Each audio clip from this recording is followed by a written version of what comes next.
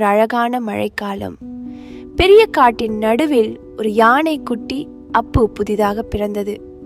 அது மிகவும் பளபளப்பாக இருந்தது, அன்பான கண்களுடன். ஆனால் மற்ற யானைகளைப் போல இதற்கு ஒரே ஒரு சிறிய திமில் மட்டுமே இருந்தது. குட்டி அப்புவுக்கு ஒரு கனவு இருந்தது. அது மற்ற யானைகள் போல் தண்ணீரை தெளித்து விளையாட விரும்பியது. ஆனால் அதன் சிறிய திமில் காரணமாக அது தண்ணீரை தெளிக்க முடியவில்லை. ஆனால் குட்டி அப்பு முயற்சிக்கத் தொடங்கியது. ஒரு நாள் காட்டில் தீ பிடித்தது. எல்லா மிருகங்களும் பயந்து ஓடியது.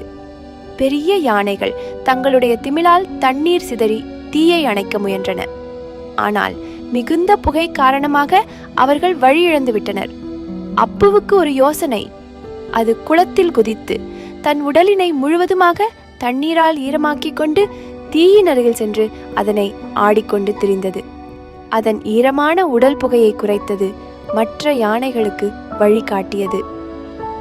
குட்டி அப்புவின் புத்திசாலித்தனத்தால் யானைகள் மீண்டும் தண்ணீர் தெளித்து தீயை அணைத்தன. அனைத்து மிருகங்களும் பாதுகாப்பாக உள்ளன. யானைகள் அப்புவை சுற்றி அதை கண்ணீர் மல்க பாராட்டின.